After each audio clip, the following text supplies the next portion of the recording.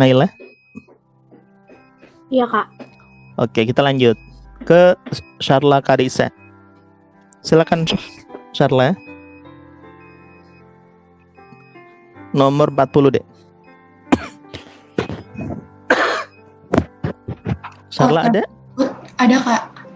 Oke. Kota berikut tumbuh dengan basis ekonomi pertambangan kecuali Menggala bukan, Kak? Pertambangan. Kakak mau tanya dulu ya. Menggala di provinsi mana, Dek? Menggala? Di Lampung. Di Lampung. Sharla orang Lampung? Enggak, bukan. Bukan. Sharla orang mana? Jakarta? Iya. Bapak ibunya asli Jakarta? Enggak. Dari mana? Jawa, Kak. Oke. Oh, tiang Jawa. Ya wes. Oke. Betul ya, Menggala itu memang di Lampung. Pertanyaannya, apakah Menggala bukan dari pertambangan? Yuk kita lihat ya. Kita mulai dari Pelaju.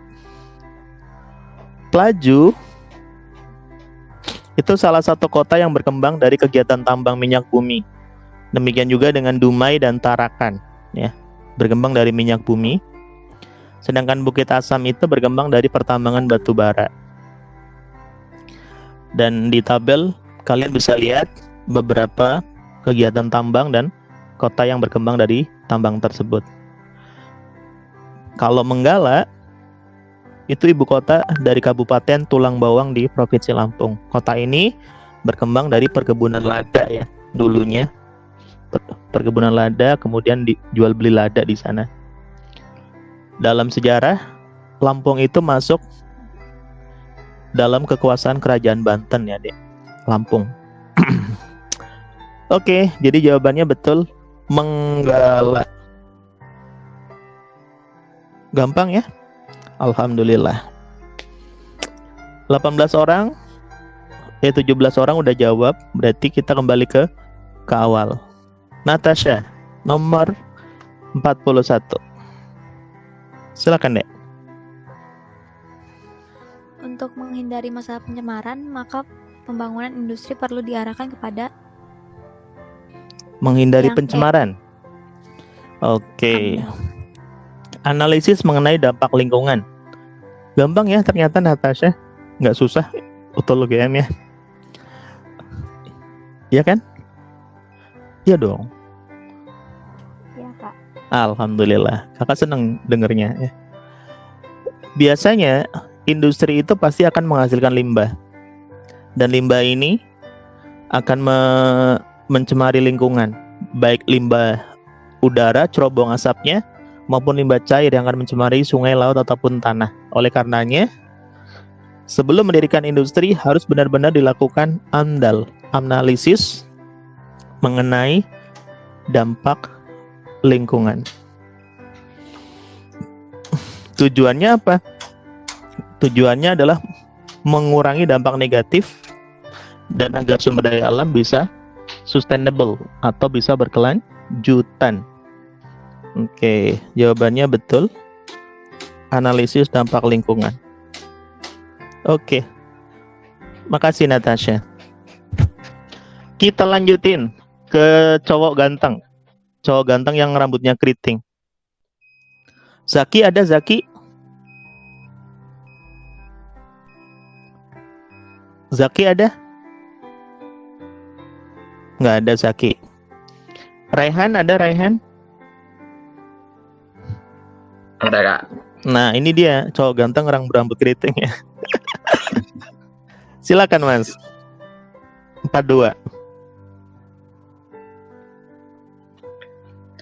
Amerika Serikat telah maju dalam bidang perindustrian dan pertanian. Hal ini disebabkan oleh hal-hal berikut, kecuali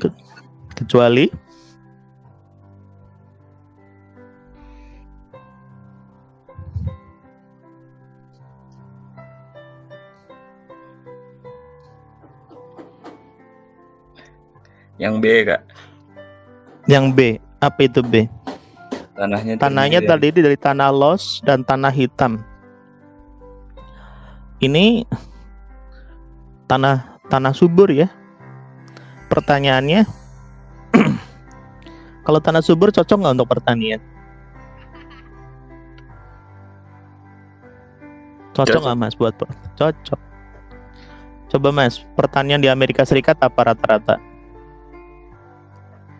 Yang Rehan tahu, pertanian di Amerika Serikat apa? Pertanian apa rata-rata? Apaan kak, saya juga nggak tahu. Pernah ke Amerika belum? Nggak pernah. Sama. Mas, coba kamu lihat opsi yang E. Oh, tanaman padi. Kira-kira padi itu Amerika terkenal nggak dengan pertanian padinya? Iya kak. Padi dari Amerika. Biasanya padi, ya. Biasanya padi itu cocoknya itu di daerah iklim panas. Menurut Jung Hoon, cocoknya di iklim panas, gitu ya. Kayak Indonesia, Thailand, Vietnam, gitu-gitu kan, yang beriklim tropis kan gitu. Kalau di daerah sana, apalagi di daerah termasuk iklim sedang, cocoknya biasanya barley, kemudian apa itu, oat, wheat, gandum ya biasanya, ya kan? Iya kak. Dan lagi pula yang ditanya itu kan faktor ya. Yang ditanya adalah faktor yang mempengaruhi perkembangan pertanian di sana. Berarti yang dilihat faktornya, Dek. Bukan faktor apa untuk apa, gitu kan? Masuk gak ya? Iya kak. Iya. Misalnya, kenapa rambut Hilman keriting? Faktor apa yang mempengaruhi rambut Hilman keriting misalnya? A, faktor genetik atau keturunan. B, faktor kebiasaan, kan gitu ya. Bukan karena rambutnya sering di apa itu dia namanya? Hair dryer ya. Jadi Mas Kakak, kalau yang opsi E, tanahnya cocok untuk tanaman padi. Ini kan lagi-lagi yang ditanya adalah faktor yang mempengaruhi pertanian secara umum. Kalau opsi A, pas, tanahnya datar dan subur. Nah, itu umum artinya cocok untuk pertanian. Tapi kalau itu lebih khusus ngomongin tanah untuk padi gitu. Padahal pertanian di Amerika Serikat yang terkenal justru bukan padi kan. Kalau misalnya mau dipaksa bisa nggak dibudidayakan? Bisa kan gitu. Tapi lagi-lagi yang ditanya adalah faktor-faktor. Sementara kalau yang tanahnya cocok untuk padi itu langsung nyebut ke spesifik ya. Sementara padi nggak terkenal kalau di Amerika. Maksudnya pertanian padinya. Ada mungkin iya. Sama aja seperti Indonesia mengembangkan jeruk Mandarin kan gitu ya. Padahal biasanya di Cina kan itu, atau Pakistan. Kita ada di Malang misalnya gitu. Mudeng ya Mas, maksudnya faktor. Berarti hal-hal yang mempengaruhi pertanian secara umum gitu ya. Iya kak. Cukup jelas? Jelas kak. Cukup jelas. Jadi jawabannya 42E. Terima kasih Mas Hilmar. Sama-sama kak. Oke, kita lanjut. Rizkia Ajrin 43. Iya Kak. Ya, silakan. Intrusi air asin adalah proses masuknya air laut ke daratan ke pesisiran melalui porositas tanah atau batuan membentuk interface. Sebab Penurapan air tanah besar-besaran melebihi debit jenisnya.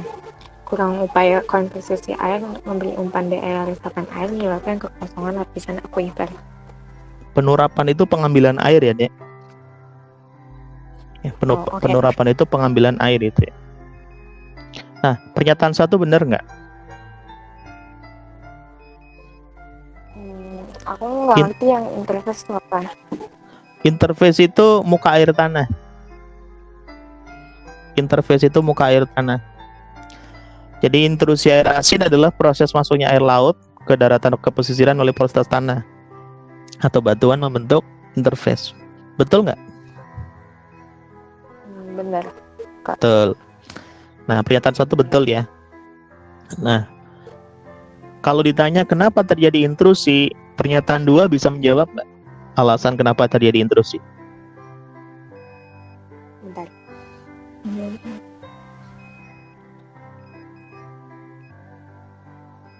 Iya, bisa menjawab. Bisa. Karena opsi yang kedua itu betul. Kalau bisa menjawab pasti betul kan? Iya. Iya, berarti pernyataan 2 betul dan itu menjadi alasan yang pertama. Jawabannya adalah Yang A. yang A. Nah,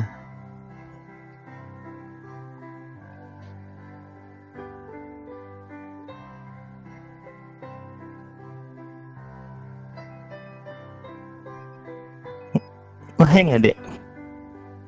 Ngeheng ya? Nah, udah ya. Coba lihat. Itu intrusi air laut.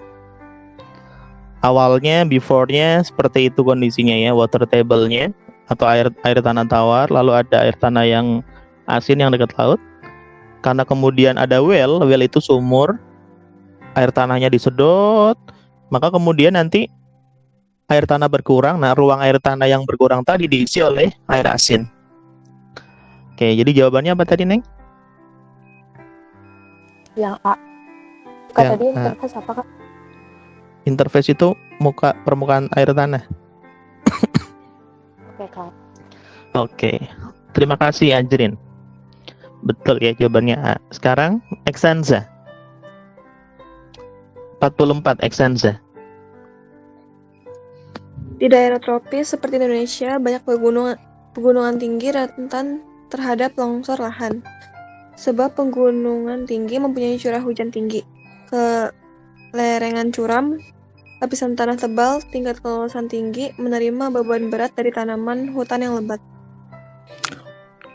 Pernyataan 1 benar nggak, Dek? Benar ya, Kak? Kalau di daerah gunung rentan longsor karena miring ya? Iya. Oke, betul. Kalau ditanya penyebab longsornya apa? Dijelasin nggak di pernyataan 2 penyebab longsor? Iya, ada dijelasin. Jelasin ya. Karena dari pegunungan tinggi, curah hujan tinggi, lerengnya curam, lapisan tanah tebal, tingkat lolosnya tinggi, sehingga kemudian menerima beban berat dari tanaman hutan yang lebat ya. Oke. Jadi Yang A ya. yang A. Jawabannya adalah A. Betul. Oke. Nah, itu lebih lengkapnya ya. Faktor-faktor penyebab dan pemicu longsor. Tanah lereng yang menempel di atas batuan identik dengan benda di bidang miring dalam ilmu fisika. Nah, kemudian tanah lereng menjadi tidak stabil bila vegetasinya berkurang, penambahan air yang banyak sehingga menambah beban berat. Kemudian ada pemotongan lereng di bagian bawah, penambahan beban yang menyebabkan bertambahnya tanah kan. Bisa juga karena ada getaran ya, sehingga longsor. Oke, betul. 44A jawabannya. Kita lanjutkan nomor 45, Belina. Silakan Belina.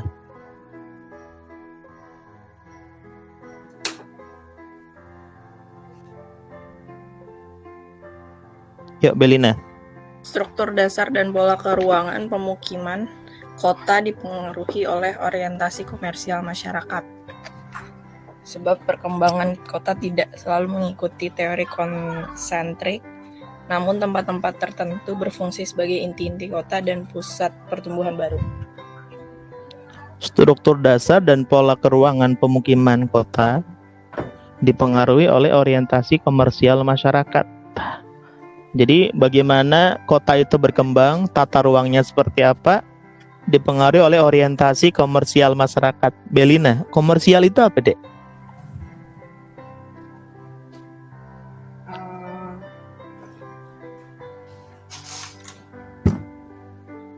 Komersial.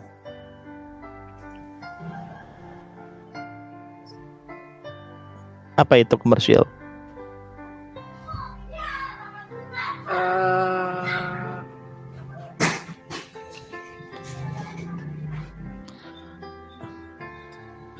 kayak Komersial itu kayak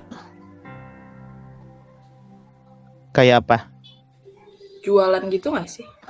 Jualan.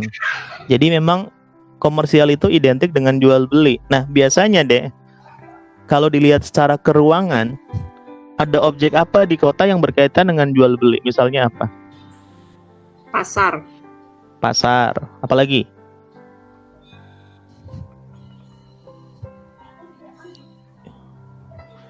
Yang selain pasar apa? Jual beli jangan hanya dibayangkan jual beli secara tradisional ya. Ketika antara pembeli dan penjual harus ketemu di pasar loh. Tempat Online. jual beli apa lagi yang Online. sebutnya bukan pasar? Yang gede-gede biasanya didatangi anak-anak muda tiap weekend Mall. sebelum pandemi, mall. Iya. Itu di situ isinya jual beli kan, dagang. Iya. Dan tidak harus barang, bisa lagi jasa, spa dan seterusnya. Intinya ada transaksi di situ. Nah, itulah komersial. Nah, maksudnya adalah berarti ketika muncul mall yang tadinya tanah kosong di kota, muncul mall. Yang tadinya tanah kosong di kota, muncul perkantoran. Yang tadinya tanah kosong mungkin muncul pasar. Itu berarti membuktikan tidak bahwa pola keruangan di kota itu dipengaruhi oleh orientasi bisnis, orientasi jual beli masyarakat. Benar nggak? Iya. Benar. Oke, berarti pernyataan 1 benar. Sekarang pernyataan 2.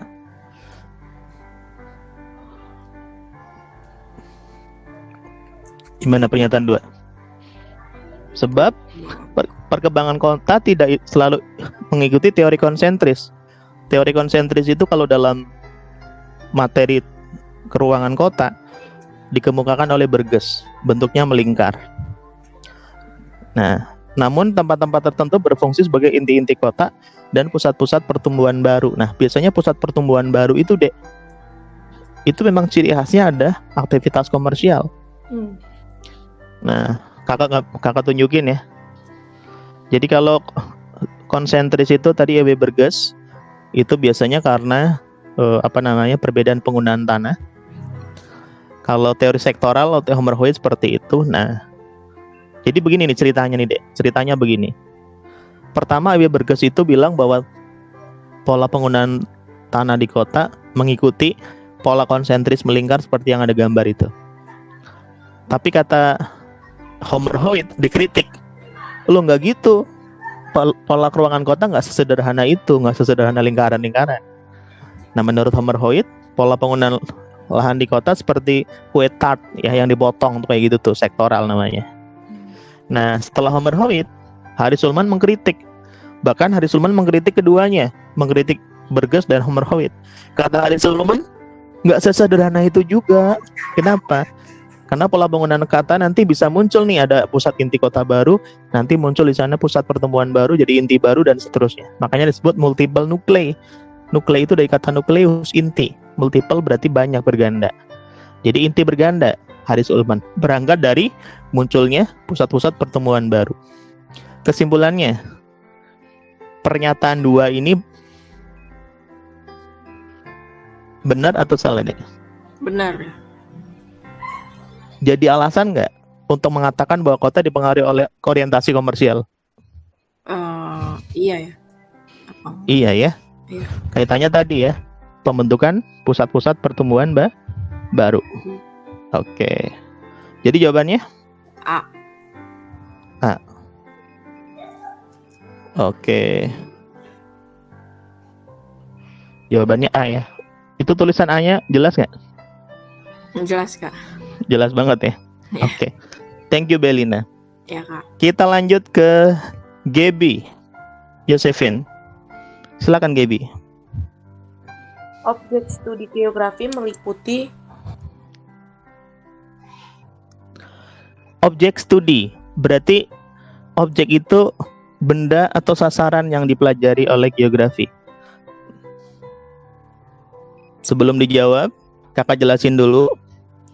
Objek geografi itu secara garis besar dibagi menjadi dua. Ada objek material dan formal.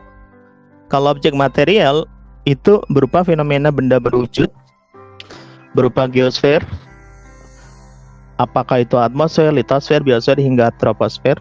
Kalau objek formal itu cara pandang dalam menyelesaikan masalah-masalah di geosfer.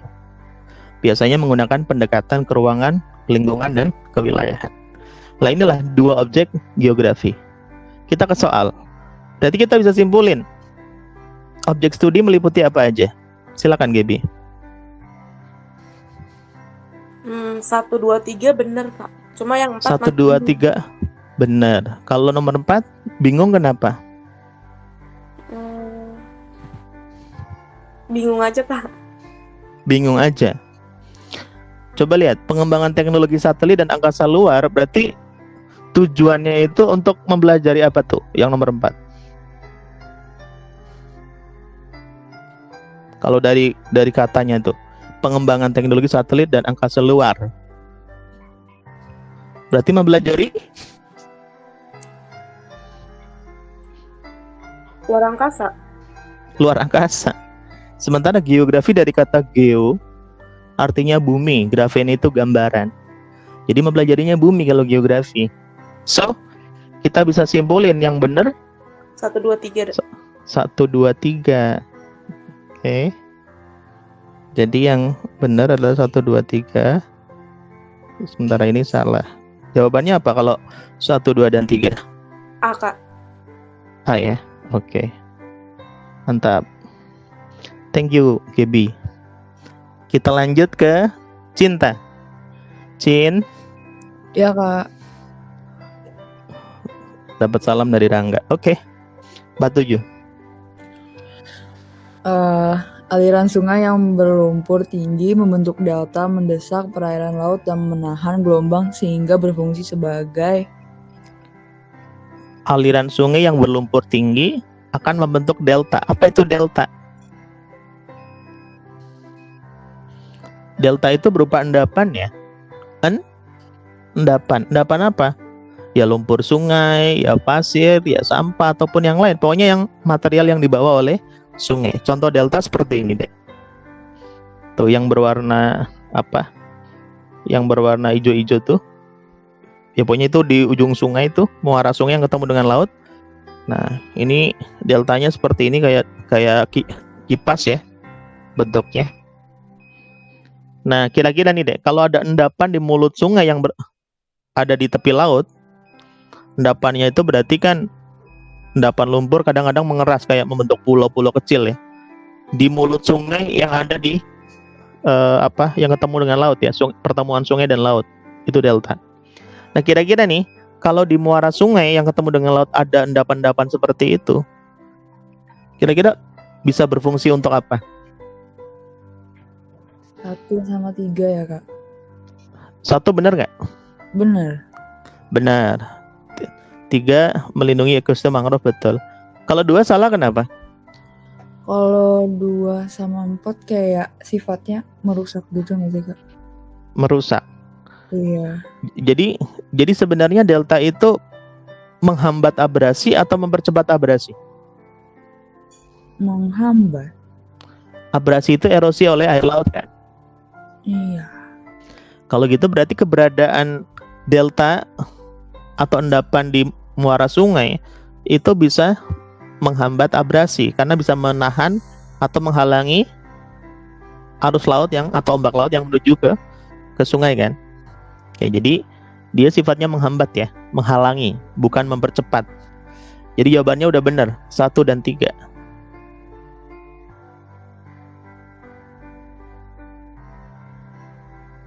Jawabannya udah benar, 1 dan 3. 1 dan 3 apa ya, Dek?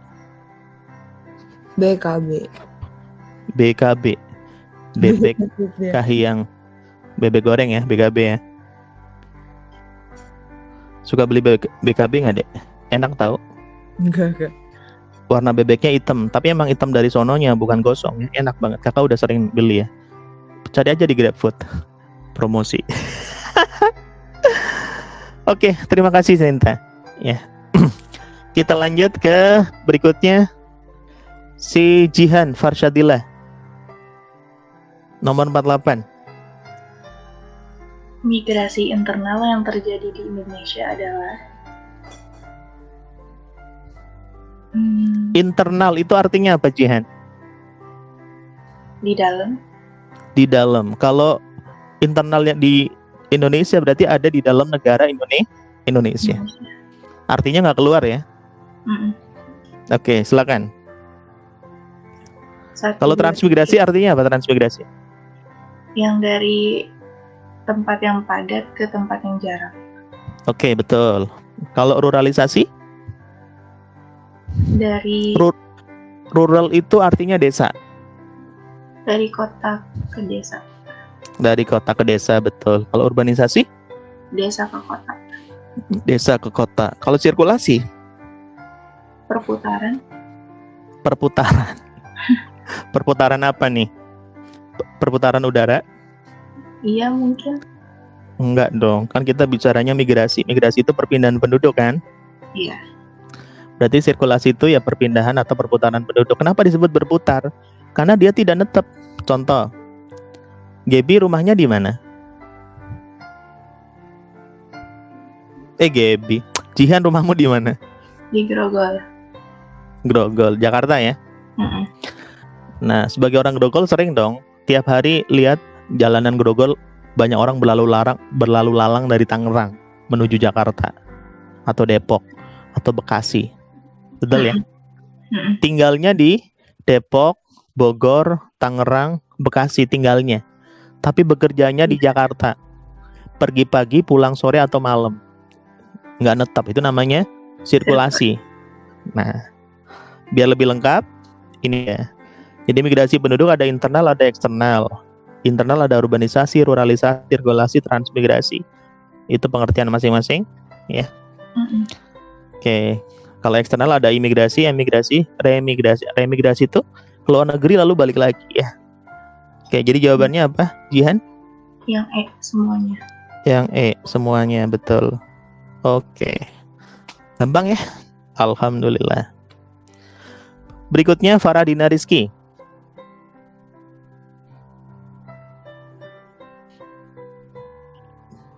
Dina hadir, Dina? Dina? Iya, Pak.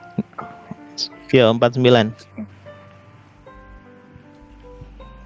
Aglomerasi industri di kawasan berikut dapat terjadi karena adanya keterkaitan. Aglomerasi itu apa? Masih ingat? Pemusatan bukan sih, Kak? Betul sekali. Aglomerasi itu pemusatan atau pengelompokan. Kalau aglomerasi industri, berarti pabrik industrinya dipusatkan atau dikelompokkan di satu kawasan tertentu. Nah, biasanya kawasan di mana industri itu dipusatkan di situ sebutannya kawasan berikat atau bonded area. Kawasan berikat, yaitu suatu kawasan industri yang di dalamnya diberlakukan ketentuan khusus di bidang pajak atau pabean. Intinya diberi keringanan pajaknya. Kenapa? Karena untuk tujuan ekspor dan kebutuhan dalam negeri. Nah, yang jadi pertanyaan adalah kenapa pabrik-pabrik itu dipusatkan di satu kawasan tertentu? Ada kaitan apa? Nah, kira-kira bisa nggak? Karena ada kaitan proses. Misalnya pabrik A bikin tali sepatu, pabrik B bikin kaos kaki, pabrik C bikin kemasan sepatunya, pabrik D bikin sepatunya. Itu namanya kaitan proses pembuatan sekaligus produknya. Bisa nggak? Bisa. Pertanyaannya, kenapa harus dikelompokin di satu kawasan yang berdekatan seperti itu, deh? Kenapa nggak satunya taruh di Medan, satunya di Jakarta, satunya di New York, satunya di India gitu? Kenapa nggak begitu? Biar lebih terjangkau aja nggak sih, Kak? biar lebih terjangkau ya. Artinya tidak banyak menimbulkan biaya transportasi. Nanti kalau berjauhan, biaya transportnya naik, harga barang naik. Nah, kalau harga barang naik, hukum permintaan berlaku. Apa hukum permintaan? Jika harga barang naik, permintaan berkurang. Oke, jadi ada kaitan proses dan produk. Nah, subkontrak dan jasa sudah include di dalamnya. Nggak mungkin ketika industri memproduksi barang tanpa ada jasa di situ. Kenapa? Nanti ada jasa distributor, ada jasa sewa gedung, jasa sewa peralatan, dan seterusnya. Oke, lebih lengkapnya 4 jenis keterkaitan yang ada di aglomerasi industri itu: produk, jasa, proses, dan subkontrak. Misalnya itu ada industri garmen, baju ya, sebagai industri utama. Maka kan di sekitar industri garmen dikelilingi oleh industri lain yang berfungsi sebagai penunjang. Ada tekstil, kancing, resleting, aksesoris, dan seterusnya. Oke. So, the final answer apa deh? Yang E, Kak. Yang E. Betul sekali.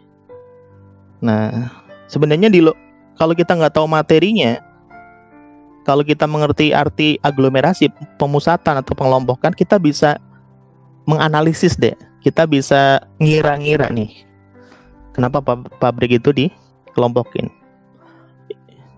Bisa ngira-ngira sebenarnya. Oke. Jawabannya E, betul. Terima kasih Dina. Oke, selanjutnya Naila Fasha sama Dinan.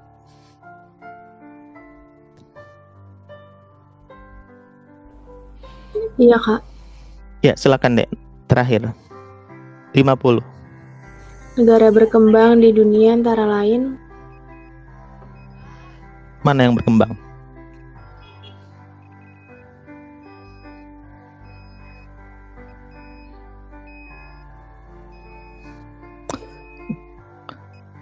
Naila hafal petanya nggak? dikit, Kak. Dikit. Cina di mana Cina? Cina yang warna apa deh kalau dilihat dari peta? Cina warna apa? Warna oranye, warna apa itu? Oranye. Coklat apa warna biru? Oren, Kak. Oranye. Kalau Brasil?